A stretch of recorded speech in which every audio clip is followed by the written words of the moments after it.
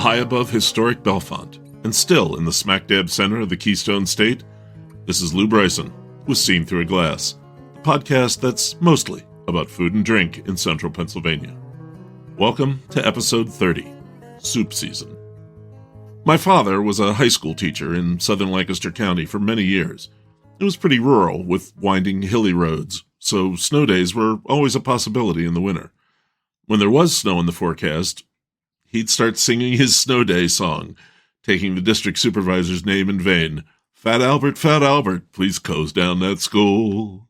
He'd be singing this as he trimmed beef short ribs, which were dirt cheap back then, and diced up vegetables for soup. It was sort of a ritual. If a medium to heavy snow was forecast, he'd run to the store. While everyone else was buying milk and bread, Sir was loading up on beef, fresh and frozen vegetables, and Cope's dried corn. He'd braise the beef, then take it out to cool and put the vegetables in the broth, adding enough tomato juice to give it color. By the time he was done, and the trimmed and cubed beef had been put back in, the soup filled most of a 20-quart pot. We'd eat soup for a few days. Those were happy meals for me. I loved that stuff. In temperate climates like central Pennsylvania, upstate New York, New England, the upper Midwest, this is soup season. We'll make soups the rest of the year, but it's much more imperative, much more rewarding during these short, cold days that always have the potential to leave us snowbound. Chop up some vegetables, brown and slice some meat, some sausage, put it in a pot full of water, and then go out to deal with what the weather has brought in work or play or that pleasing combination of both. And then we come back in, toss a sheaf of noodles or a scoop of rice in the pot, bring it to a quick boil while setting out bowls and spoons, buttering bread. In short time, it's soup, and we breathe the reviving steam, slurp the restorative broth. Or stop on a long winter drive for a cup of soup at a diner or cafe. Minestrone, ham and bean, chicken noodle, clam chowder. Crush the crackers, throw on some pepper or hot sauce, and stir it up. You'll get back on the road with a warmth in your belly that isn't just hot soup, it's the satisfaction of hot soup. So this episode, in the bleak middle of January, we're going to talk about soup. What it is, how to make better soup, different soups from different cultures, the difference between soup and stew and chowder and that old devil chili con carne. I went to some great soup places here in Center County and down by Harrisburg and tried their soups. And yes, I have an interview with the secret soup cook at Otto's Pub in State College, Jillian Leigh. We're going to get to all of that. But first, here's what I'm drinking today. What I'm drinking today is Jim Beam's Knob Creek 9-year-old single barrel reserve bourbon. We got this bottle for Christmas from our good friend and fan of the podcast, Rob Brewery. I've been a Knob Creek drinker for a long time. In fact, I consider Knob Creek to be the first bourbon I drank as a pro. This was way back in the late 90s, and Kathy and I were in D.C. on a business trip. She was going to a meeting at the FDA. I can tell you exactly what day it was. It was January 26th, 1998. I don't remember that because of the Knob Creek. I remember it because the next morning was when Hillary Clinton first talked about the vast right-wing conspiracy on the Today Show. I remember watching it in our hotel room. It's funny what you remember. I also remember going down to the hotel bar the night before, after Kathy had gone to bed, and thinking, I'll have a bourbon. So I ordered a Knob Creek after some dithering, and I had a sip. Wow, that 9-year-old 100-proof authority slapped me upside my head. I'd never had anything like that. I've been a fan ever since, as I watched the brand evolve and expand. This expression is that same 9 years old, but a single barrel bottling. It's not at cask strength, but it's proof to a hefty 120. I'm more experienced now, and it's not going to take me by surprise. Cheers. Wow, Beam House character right there. Rich stewed corn, cinnamon, some oak spice, by which I mean just the smell of oak. Cut it, chop it, file it. You're going to smell what oak smells like. I can feel the heat, too. Well, down the hatch. Wow, pretty well mannered for 120 proof. Don't really feel the heat up front. Up front, it's actually fairly lean after that sweet nose. fair amount of oak, but that cinnamon and corn are there. And then the heat comes in really on the back of the mouth, giving it an almost dry character and much more wood coming on in the finish. But after that finish starts to fade a bit, that core of corn sweetness really comes in. It's just a well-made bourbon. Knob Creek's always been, as I said, a favorite. I think it's a good value whiskey, and there's a reason that they have expanded that Knob Creek brand. It's a good name. It means good bourbon. Oh, man. Oh, yeah. And that 120 really has the authority, but does not bring the heat that much. I should try this with a little bit of water. So just putting in a splash. Wow, tames the heat in the nose. Much more friendly and spreads more in the mouth. Oddly seems a bit thicker, more mouthfeel because of the water. That's also pretty good. That's a nice bottle. And I thought of this when I picked it. This is actually one you can get. I know I do a lot of limited release stuff and sample stuff, things that you can't always get in Pennsylvania or it's hard to find. I thought I'd cut your break this time and taste one that you can actually find. And you can. Knob Creek's readily available. It's one of the better on-the-shelf bourbons out there. That's what I'm drinking today. So let's get to the interview. Jillian Leigh has been making soup at Otto's Pub and Brewery in State College for the last 8 years. Over that time, she gained a secretive reputation. No one knew who she was, but everyone, it seemed, loved the soups at Otto's. They took pictures of them, asked for their favorites, and took to social media to guess who was making the soup, or speculate that they were just being bought in bulk from a service. Finally, a few months ago, she revealed herself on social media on the Foodies of State College group on Facebook. Jillian told me all about this, and she seemed bemused. It's kind of cool that people like the soup, but kind of weird that they got that into it at all. I mean, it's soup. And one thing I know for sure after this interview, Jillian Leigh really does love soup. It's her medium. She had been at Otto's all morning that day, cooking the big pots of soup that people crave, broccoli cheddar and her cheesy chicken fajita soup. I tasted them after the interview. The broccoli cheddar was good, rich, but leavened with the light green bits of broccoli. But the cheesy chicken fajita blew the broccoli out of my mind. Warmingly spicy, light cheesy body, with chunks of cleanly cut chicken and strips of roasted red pepper, had a glowing aroma that put a smile on my face. One of the best soups I've had this year, which is only kind of a January dad joke. I suspect it will remain one of the best soups I have this year, though I do plan on having some of the justly famous smoked trout chowder at the farm show this Friday. Here's the interview with Jillian Leigh, the soup wizard. Enjoy. Hey, I'm here with Jillian Leigh. You're the soup cook at Otto's Pub and Brewery. How are you? The infamous soup wizard. Yes. Thank you. I'm good. Good. Yeah, Thank you. Good. Yeah, it's a great day, a little cold, but... Mm-hmm. Well, it's the perfect time of year for soup. Yes, I mean, exactly. any time of the year for me is a good time to make soup, but it gets always super popular this time of year for... soup season. Mm-hmm. So what did you make today? I made cheesy chicken fajita soup, and I made broccoli cheddar back there too. You're welcome to have a bowl of either, by the way. I'd love to try that. I will bring you some. Okay. And I'm going to wander right off here. I'm already going off script. I see things like a fajita soup and a tortilla soup. Are there actually chunks of the wrap in there? Sometimes. Okay. Sometimes if we have tortilla strips, I'll put a note on it because I write down a recipe list for them in the back so that the servers can answer people's questions about ingredients for allergy reasons and stuff. And I will put notations on there like gluten-free, soy-free, dairy-free, nut-free, vegetarian, or non, or if they have seafood in it, stuff like that. Yeah. On there, I'll put things like, please top with extra cheddar, or please top with tortilla strips for extra yum, or something goofy like that or put a little smiley face by it.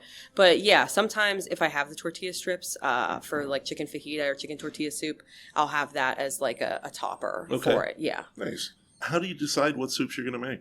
Whatever I feel like. Sometimes I'll come in and I'll say, was there any requests from anybody? Like if anybody in the kitchen's like, oh, hey, you haven't made this in a while. And a lot of the time it cracks me up when I see on online that people like the chicken curry so much.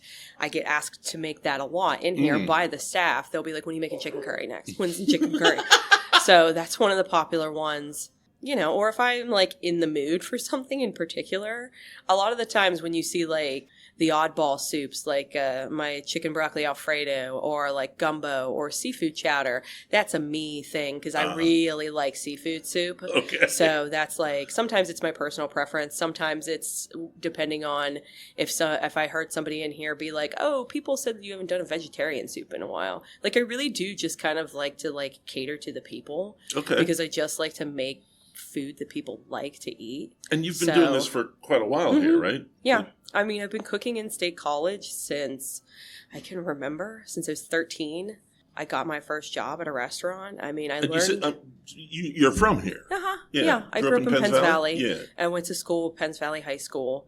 And my father worked at Penn State for 35 years, too. So I've always kind of worked in or been around State College. And then I worked in restaurants since I was young, and then I've just worked in a bunch of random places, got trained by a bunch of really great chefs over the years, and then I worked at Dee's. That's when I learned how to make soups. My chef, his name was Thomas McKibben. He showed me the ropes on how to do soups every day from scratch. I'd come in early in the morning with him, get up on, if you've ever seen Ratatouille, where the chef pulls out the little stool and goes up on it in front of that big pot. That was me at Dee's for years, learning how to make soups because I was like 21. I was on a step stool up on, in front of this big pot on like a hot plate in the back kitchen at Dee's with Tom, the chef, teaching me how to make soup from scratch there. And I learned basically everything about soup making from him. And then I just kind of rolled with it from there. The jobs I've, gone on to after I left Dee's, or Dee's left town. That's why I stopped working there. I always enjoyed the fact that I picked up soups from Tom at Dee's, and I've carried it on, and now it's kind of become a thing that's been seemingly popular in this town. Is I've always kind of gotten like praise for how good when I've made soup wherever I've cooked at. That's kind of how I fell into like soup making. Okay. I do it here because I was the prep cook here for a long time, about 7, almost 8 years ago. It'll be this year. I started working here as the prep cook. And so I did all the prep and like I did everything from scratch because that's one of my MOs too. I like making everything from scratch. Mm-hmm. So I made all the dressings. I did like all their dips and stuff too, and the chili and the soups, the French onion soup, all that stuff. And then, that whole fresh local thing is kind of an Otto's thing too, right? Yeah. Yeah. So I did everything from scratch as the prep cook here for the last several years. And then about 2 years ago now, I transitioned to a different full-time job, but I didn't want to leave here completely because everybody, like I said, I really like making soup. Mm-hmm. That's because they don't ever really give me any restrictions on it here, and that's kind of why it became like kind of my thing, because I was like, ooh, I feel like a wizard. I can just kind of make whatever I feel like, depending on the day, and they like it. Nobody ever complained. You know what I mean? Like I was always getting rave reviews from the bartenders, the servers, who tell me like how much the customers loved everything. So it's just like, cool, keep making it, and I didn't want to leave, so I stayed on part-time, and now I'm just like solely like the soup cook here because it's my favorite thing to do, and I didn't want to stop doing it, and they seem to love it so much here, and I don't think they want me to leave and stop doing it either. So they'd lose the magic. Yeah, that's like I said, it's become kind of like a funny joke. It's like everybody in here thinks it's like they think it's great. I think it's hilarious because I'm just me. I'm not like Gordon Ramsay or anything. I'm just me. I'm just like a weird little goblin kitchen person back there making soup. Yep. So what is it that you like so much about making soup? Like I said, I'm really good at it. I can just kind of, no kidding, the guys who watch me make it back there, my friend who I go over and sometimes play private chef in his kitchen, I'll make soup at his place too. And that's kind of, I'll experiment sometimes. They'll watch me just throw everything together in a pot, not measure anything, just like do ingredients. And I'll just look at them and be like, spice. I'm like, that's good. Butter, this. And then it comes together, and they'll watch me not even try it till the very end when it's done. Oh, you don't even taste it till that? Wow. Till the very end. No. And then I take a spoonful, and I'm always like, I do my own little not dance, but I'm always like, I'm awesome. It's amazing. It's perfect every single time.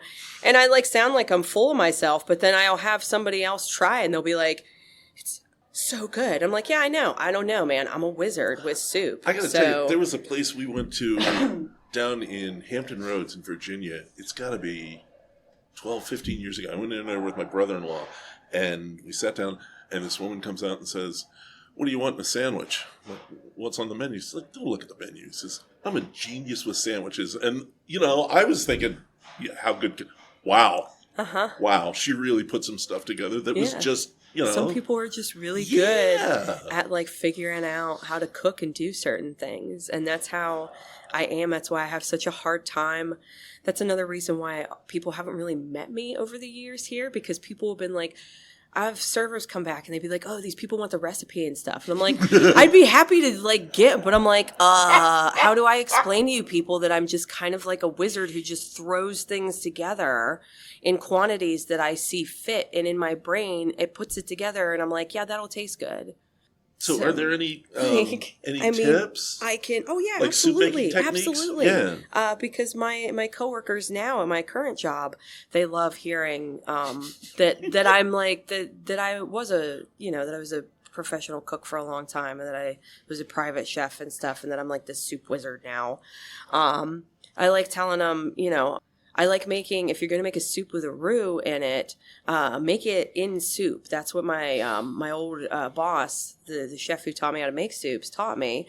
So I melt the butter down first, cook the veggies first. Also, put your spices in first because you want it to bloom. Mm-hmm. A lot of people will wait and season everything at the very, very end. And I hate that because that doesn't allow your spice, especially dry spices. If you have fresh herbs, sure, put them in at the very end. But if you have dry spices and stuff, put them in with your veggies when you're sauteing and you're cooking off in the beginning, because you want the spice to bloom and you want it to cook in, and that's how you get everything to be flavored evenly and taste the right way. If you put the spices in at the end, they clump up a lot of the times and people get pockets. Ooh. And I don't think people realize that when they're... So I always say I hesitate against adding anything other than basic salt, pepper at the end. Okay. You know what I mean? But paprika, parsley, cumin, cayenne curries, anything else, red pepper flakes, any other kinds of spices, marjoram, thyme, sage, rosemary, any of that dried. Like I said, I like to crush it up and add it when I'm sauteing the veggies off the bat. And then when you cook everything, cook your veggies, some chefs will say mirepoix. I like to say I'm a chef that was trained by chefs. I didn't go to culinary school. I don't have a degree, but I was still dubbed a chef by the last chef who trained me. And he graduated from Le Cordon Bleu as one of the top 4 of his class. So I was like, if he wants to dub me a chef, then I'll take that. Yeah, I'm kind of honored that I'm, a chef trained by chefs. So, but I don't give myself the official title ever. That's why I'm always kind of weird. And I'm like, I'm a professional cook, but chefs call me chef. But that's, anyway, another thing too, I learned doing the in-soup roux. You cook everything down. Like I said, your mirepoix, carrot, celery, onions, or whatever your veggie base is for your soup. Then add your flour to it and keep cooking in the pot, because you want it it'll start to, if it starts to clump up too hard, then you probably put too much flour in.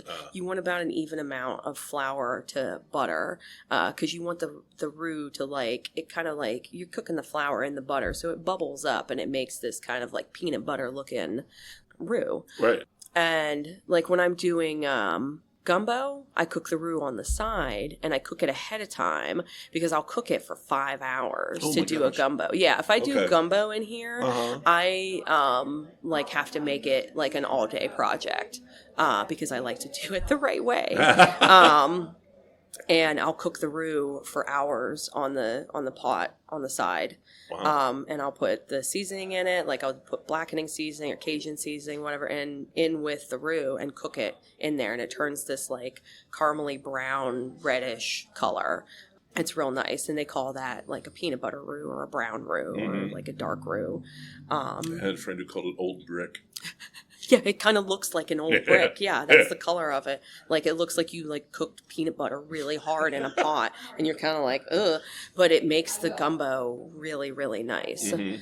But that's always my go-to with the soups when you're making a creamy soup is make the roux in it. Don't make it on the side and add it later. It's just easier if you make it in the pot first and incorporate it, because then you can add your stock or your heavy cream or your milk or whatever, then your liquid, and start to whisk it in there too. And you'll start to see the base will thicken up, and you can keep track of like how even the base of your soup's coming out. Whereas like if you add the roux afterwards, you have the chance of it clumping up more if you don't whisk it in fast enough. Mm-hmm. When you make it in the bowl and you add the liquid in, you can add the liquid slowly and then whisk the whole thing at the same time, and you keep pouring more liquid in and you get a more even. You kind of understand what I'm going at here. Yeah, I'm really sorry this is audio and people aren't getting the hand motions.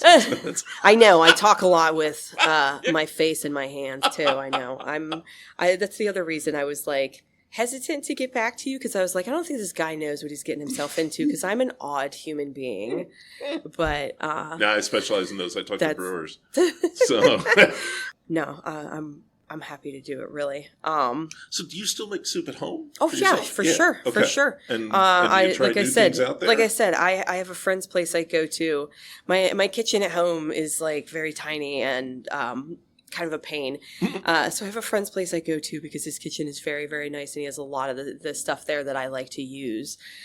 And I'll make soup and test it out at his place. And then, I did, that's why they got Italian wedding soup on the menu here, because I made it over at his place, tested it out and saw how I liked the recipe that I came up with, and then came in and made it here the next weekend. I'll make soup at home.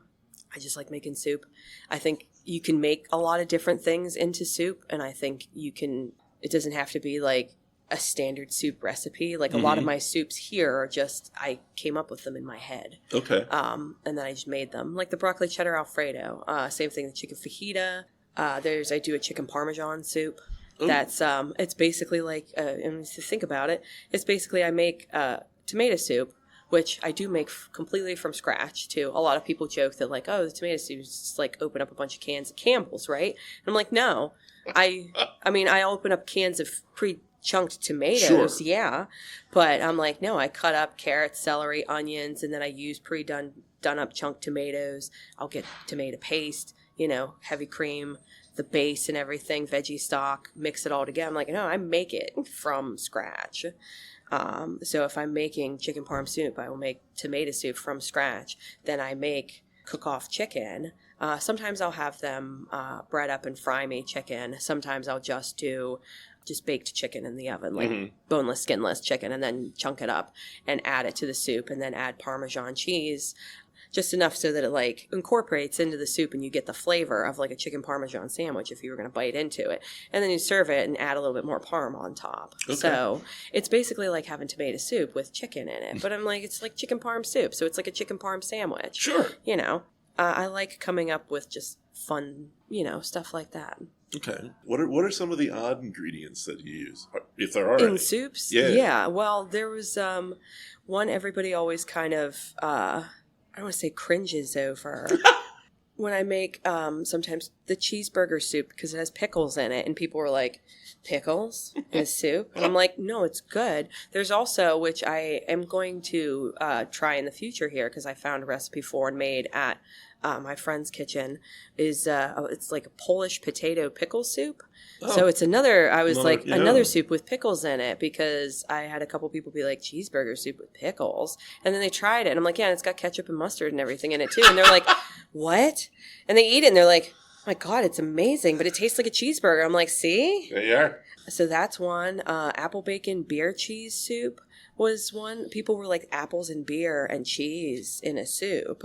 And then they have it, and they're like, oh, wow. What was another one? I know there's been one or two that folks have been like, huh? With the ingredients that I've had in it.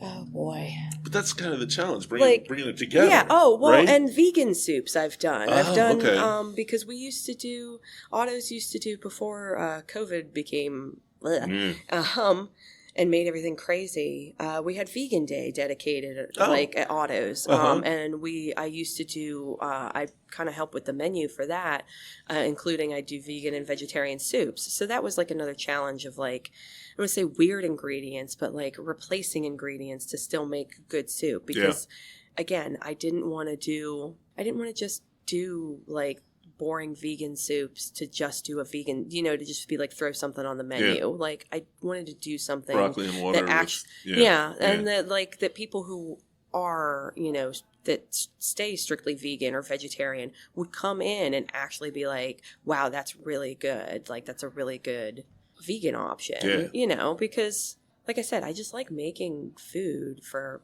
people that enjoy eating food, and whether or not you're vegan or vegetarian or not, I kind of see it as like challenge accepted, let's make something good. Right. So yeah, I've had soups with weird ingredients in them that I've kind of been like, but I trust the process and I trust myself to make it good, and it's always come out good.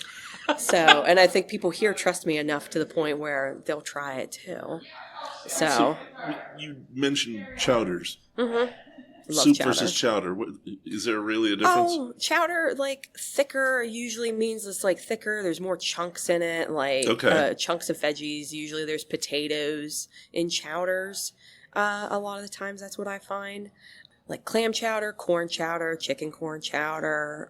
Those are like the main ones I make here. Mm-hmm. I get asked for a lot. And they're all the same. It's like kind of like chowders. You think of like chunky, like thick kind of soups. Yeah. Stew, because I saw that was one of your questions. Stew, by all accounts, is just a stew. It has stewed for a long period of time. Okay. And stews, I have a fun fact about stews, is back in medieval times in taverns they used to make what they call like endless stew, where they keep adding ingredients to it and they just let it on the fire. But that's the truth of why they call it a stew, is because it stews in itself for a long period of time. No, you can't make, like when I make the Irish beef stew here for St. Pat's, I come in and I make it really early, or I make it the day before and then come in the morning and heat it up really early, because I will have it going all day because it's a stew. So I want it to, with stews, I never get anything up to a boil. I'll saute the veggies off, and then I'll add all the liquid and everything and get it to the desired thickness. And then again, that's the point of the stew, is to just let it go. And then I let it go on like simmering heat for hours. Mm-hmm. And then, and I get the beef and everything in there, and it'll thicken real heavy, and I keep adding broth to it, and I'll check the seasoning throughout the day, but I like to just let it go, and that's like kind of the point. Like I said, stew by all definitions is just something that you let cook for a long time to get the flavor and get the tenderness and the texture and everything. So that's my definition between stew and regular soup. Is like, but soup is anything. Soups are a little quicker to make? Yeah, soup is anything I can make, because my tomato soup, even I call it 20-minute tomato, because I can still saute up. Once I've prepped my ingredients and everything, I can still saute up the veggies, cook everything up, get it all cooked down, get the tomatoes and everything cooked up, because then I'll burr mix it all together with a big emulsion blade mixer. Mm-hmm. Yeah, So, that was something I wanted to ask. How big a pot of soup are we talking here? oh boy, the one, one of the pots that I use is about would fit inside this, and it's about that big. I pick it up. It's a big round rondo. Wow. That's shallow. Yeah, and then there's one that's a slightly smaller. So I make about 5 gallons at a time when I do for here. Yeah, when I'm at home or I'm at my friend's kitchen cooking, I try to keep it under a gallon. But sometimes my brain is because I used to do soup for the fraternities when I was a frat chef too. So I'm kind of hardwired to make medieval sized portions of soups for people. So yeah, I almost always wind up freezing a fair amount. Yeah, because it's just you get kind of locked in. You're like, yeah, more. Yeah, that's why it works out here that it becomes soup of the day, because I'll make a soup and then 2-3 days later they've gone through the 5 gallons of it here and I need another one. So it works out. Yeah. Chili. Where does that fit in, or doesn't it? Chili, I think, is its own by definition. Beans, if people have beans or no beans, chili with beans, chili with just meat. I think of, again, chilies as because I do a white chicken chili, but it's got a lot of beans in it too. So I think of chilies as meat and beans, or a lot of variety of beans and veggies that you're cooking. Because most chilies to me have beans and veggies and are spicy of some varying degree of spiciness. And again, I like being able to kind of cater to people's spiciness, right? Because people around here, I've gotten told they don't like the spice. But I made a red shrimp curry in here once that was so spicy. A couple of gentlemen had came in who were from over in the Middle East and hadn't had anything comparable to spice that they were used to till they had the red shrimp curry here, and they complimented me for it because they were it was really flavorful and it had heat to it. There was a smaller, and I was group. Oh yay, that's what I wanted to hear. Right. Was people that enjoyed the level of spiciness too. But I also know people were oh no, I don't want it too hot. So I like knowing I like being able to adjust the levels of spice, either in chili or curry or anything. So, but yeah, that's again my definition. I think of chilies is spicy with beans and meat in it.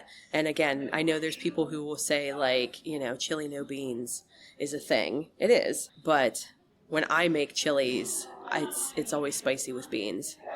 Whether it's I'm doing white chicken chili or a regular chili like they do serve here at Otto's with the ground beef and 3 kinds of beans. There's something I make here called cowboy beef stew, and it's basically you take chili and combine it with baked beans, but not the ground beef. You take the chili, take the ground beef out of the chili.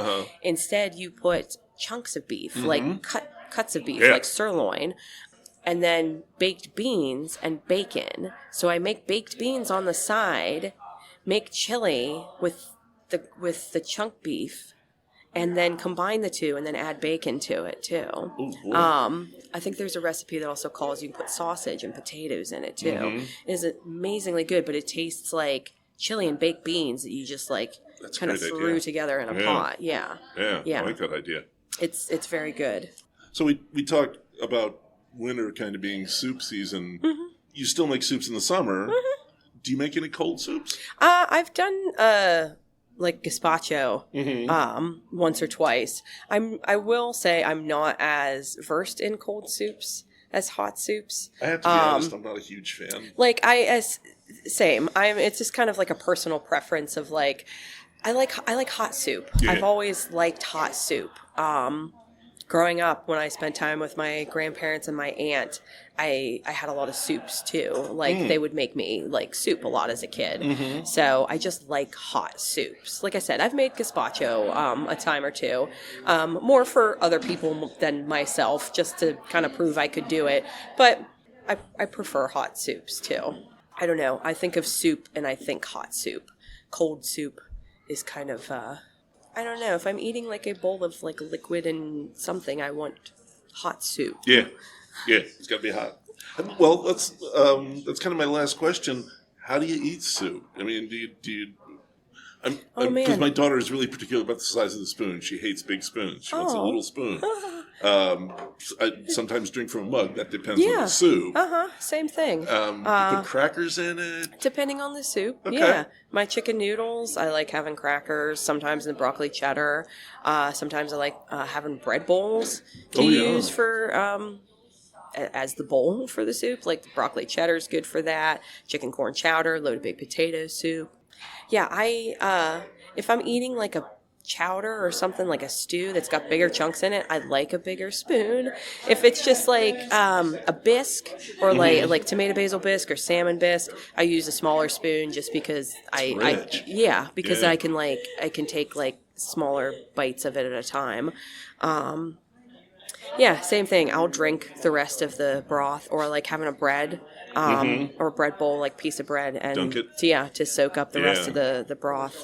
But I mean, I don't think there's any wrong way to eat soup, and if you enjoy it and eat it all, I like that. That's idea. What makes me happy. Okay, that's good for me. Thank you. Absolutely, that was a lot of fun. Yeah, thank you. All right, let's try some soups.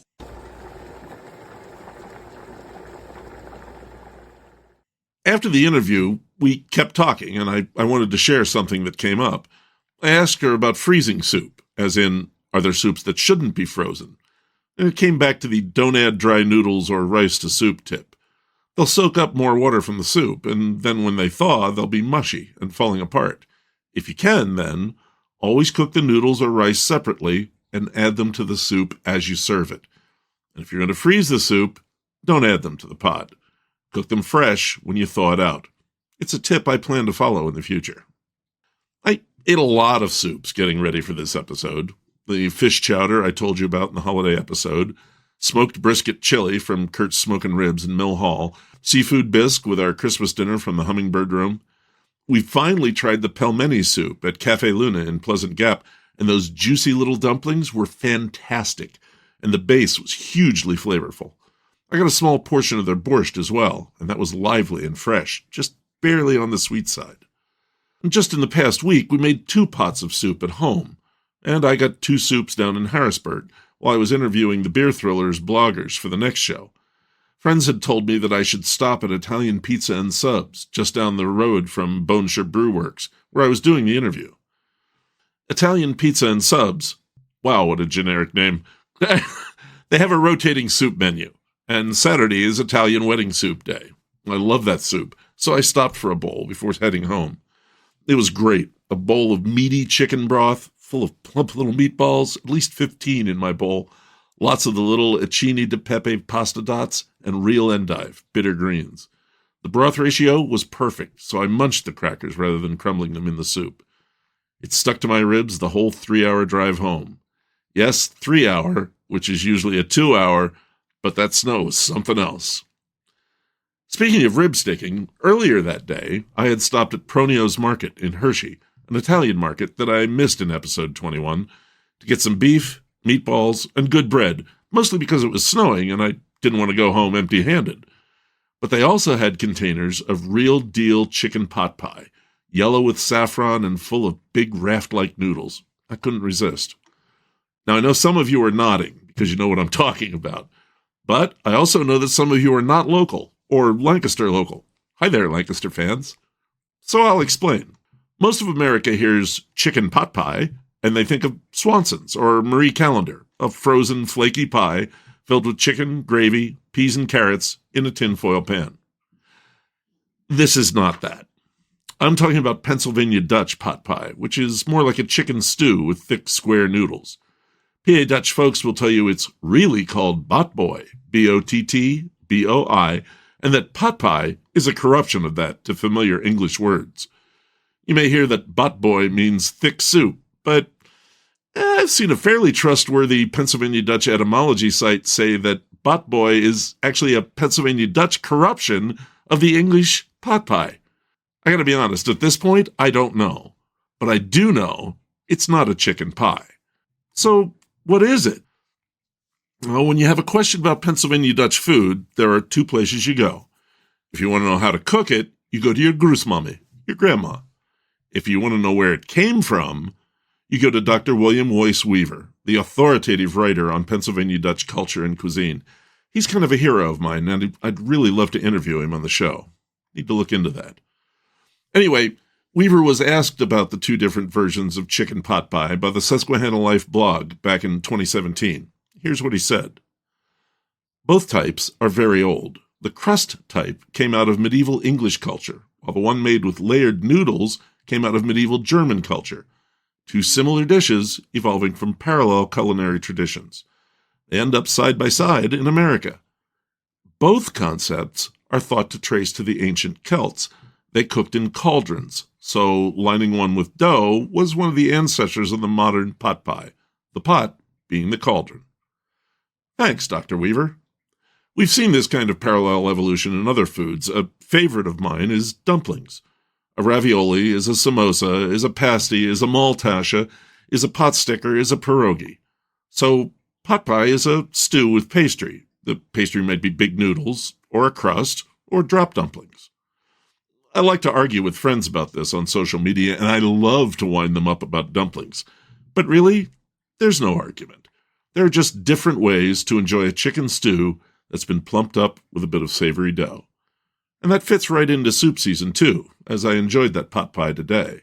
It was voluptuous, unctuous, slippery chewy with chunks of clean-trimmed chicken. I don't really make chicken pot pie that often, and with versions like this for sale, I don't really need to. But is it soup? Or is it stew? Now's a good time to get into that. But let's keep it simple. Soup is broth, water boiled with meat or fish, or the bones of either, or vegetables, or any combination of those. You take that broth and add to it simple things like just noodles or just corn, or a whole farrago of stuff like my father's snowy day soup. And soup can be cream-based too, or made with a roux. Imagine tomato bisque, or a seafood bisque, mushroom soup, cream of potato soup. Cheesy soups are a bit more complicated, requiring care that they don't break and become grainy. Now, stews, I'm told, are thicker, with chunkier pieces in them, and as Jillian said, they're, well, stewed.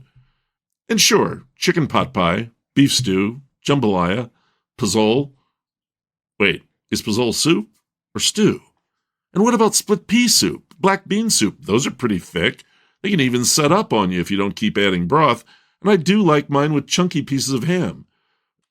And goulash. There's goulash, and there's goulash soup, I guess. And I need to get back to Old New York, the Old New York restaurant here in State College, to do some more research on goulash, because theirs is really good, and they have nice German beer to go with it. So then we come to chowder, and you think you're on firm ground here, right? Creamy, chunky, often seafood-based. But then you get corn chowder, potato chowder, and, you knew I was going here, Manhattan clam chowder. So what's that? I really was going to try and keep this simple, but it's starting to get like our dumpling discussions. There's always an exception. Chili con carne, for instance, as I discussed with Jillian. Stew? Thick soup? Or maybe like goulash, its own separate thing. Here's another source of argument. Ramen.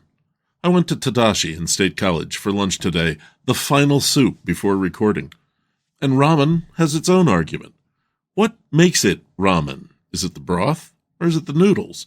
The broths are clearly different from bowl to bowl, and you taste them in every bite. But the noodles? Without the noodles, it's not ramen, they are ramen. I don't have an opinion on it. I do have one on Tadashi. It was delicious. I got the Koru Ramen, square slabs of tenderly seared pork, crisp bean sprouts, a slightly smoky sheet of nori, mushrooms, and ramen, plentifully coiled in the rich, rich broth. This is soup that takes your full attention, working the chopsticks for the noodles and the spoon for the broth, slurping the ramen to get the broth in with them. And it's not a bad thing to eat it fast, because you want it while it's still hot. I want more tomorrow. Finally, if you've been wondering, yes, I did make a pot of my father's snowy day soup during the recent snowstorm. I took the 2 pieces of bottom round I got at Pronio's and put them in about 6 quarts of water with salt and pepper, brought it to a gentle boil and eased that back to a simmer, and stirred in some of the jarred better-than-bouillon, the beef, and some of the mushroom. I let that go for about 90 minutes while I chopped vegetables. When that was all done, I took the meat out and put it in the fridge to cool and started adding vegetables to the pot. Some cabbage, some carrots, some turnips, 3 stalks of celery, and a good quarter cup of chopped fresh parsley, then frozen limas, full-size ones, not babies, a can of Trader Joe's corn, because I sadly couldn't find any Cope's dried corn, about 10 ounces of tomato juice, and half a bag of frozen peas. It was a good opportunity to empty out the freezer and the pantry. I added a bit more salt, some Penzeys Mural flavor spice blend, and let that simmer for about an hour. Meanwhile, I trimmed the fat off the beef, tossing a few scraps to Pippin, and cut it up into roughly half-inch cubes. I put them in the soup when it was done simmering, along with another 5 ounces of tomato juice, because it just looked like it needed it. My dad always put onions and potatoes in the soup, and I usually do too, but this seemed pretty right without them, so I let it go. It was a good batch, and eating it Sunday afternoon with nothing else to do was a good snow day. My dad would have approved. That's it for soup season, for now. You know, there's plenty of mediocre slop out there that just gets slung into cups and bowls. There are cans on everyone's shelves for when you're just too tired or unmotivated to do anything more than open, pour, heat, and eat. Though, even when I do that, I usually add some mushrooms or diced tomatoes or some leftover diced protein, or at least some black pepper or Cajun seasoning. When you make soup yourself, though, it's a bit of a magic trick. Soup's liquid base pulls flavors from all the ingredients in the stock. They combine, for better or worse, in a new whole, hopefully one that is synergistically more than just a jumbled pile of poorly integrated aromas sloshing about in the pot. Doesn't have to be hard either. Grab one or two of those bags of the 15-bean soup mixes of dried beans you see in the store, add a ham hock and the spice packet, and you're good to go. Or hey, get some of the cooked tavern soups, ready to go and made right here in Spring Mills. If the episodes were longer, I'd have interviewed them too. Maybe next time. However you make it, soup on the stove fills the house. And in this season, soup season, coming in from the cold to a room warmed not just by the furnace is heart-filling. The rich, comforting aroma of simmering soup is a wonderful welcome. We don our coats and hats, pull on our gloves, and go out to do the work of winter, tightening the bolts, securing the tarps, shoveling the snow, spreading the salt. And then we come back inside, stomp our boots, and have some soup. Stay warm, my friends, and don't forget the crackers.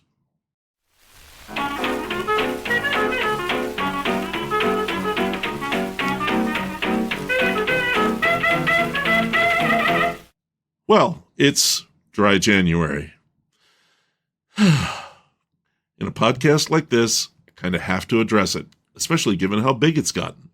First, if you're wondering, no, I don't do it. I'm secure in my everyday temperate sobriety, and I don't feel the need to dry out, even after the holidays. More likely to feel like dieting, to be honest. But thousands, millions will be taking part in dry January. Why? It fits in well with this month. People often overdo it in November and December, between celebrating, time off, and, sadly, holiday depression. Then January 2nd rolls around, and there's another working week, with you sitting there in your sweatpants, needing a haircut, and suddenly trying sobriety can sound kind of appealing. Some do it to see if they can. Some do it as a purge, some do it as part of a diet. And, yes, some do it to save their lives. That last group, that's why I absolutely do not approve of making fun of dry January or the people partaking. Why would you do that? Maybe that person really needs it as a first tentative step toward being around for their loved ones and themselves. So if you do dry January for whatever reason, I'm not asking why, and I'm not judging. I just have a favor to ask. Your local brew pub, winery, distillery, cider maker, your local tavern or restaurant, this was already literally the hardest month of the year for them, and dry January has made it significantly harder. Your favorite servers, waitresses, bartenders, and musicians are all just trying to get through this month. So if you can, go, have dinner, have a drink. Many places have adapted to dry January with today's vastly improved non-alcoholic beers, or fruit spritzers, elaborate non-alcoholic mocktails, or, have a Coke Zero or a glass of water. But keep that ecosystem primed, so they'll be there when February rolls around, and with it, thirst. Be social. Stay social. That's healthy too. Thanks. I was hoping to share some good news with you last episode, but it took just a little bit longer to happen than I thought. Blame the holidays. I know I was focused more on family and friends than on business. Did happen, though. Seen Through a Glass has its first sponsor. We're still working out the details, so I can't really say much more about who it is, other than that it's a non-profit. It's a substantive sponsorship, too, not just a sponsored by statement. So I'll be adding a short segment to every episode, one that expands on what we're already doing. It's a win for all of us. That's not all. I have another project percolating, but again, we're still working out some technical details on how that's going to work. I should have more on that soon. 2024 is shaping up quickly as a big year. Well, you know, big in a Milheim sense of the word, which suits me just fine. That's the show.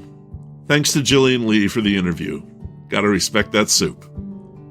We're on Instagram at Stag Podcast and on Facebook at Seen Through a Glass, and available for download at Spotify, Apple Podcasts, and Podbean.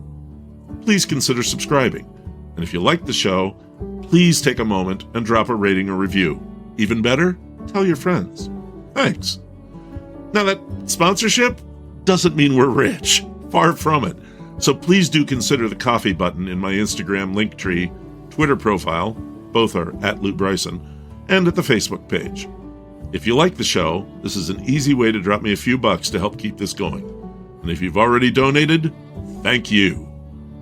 I recently learned that salsa, made of tomatoes, tomatillos, lime juice, and chilies, is technically fruit salad. I'm still processing this information. The next episode is an experiment. I got together with the three main writers of The Beer Thrillers, a blog that's mostly about beer in central Pennsylvania. We sat down in the brew house at Boneshire Beer Works in Harrisburg and talked about beer and books and business. We had some beers. We ate some pizza.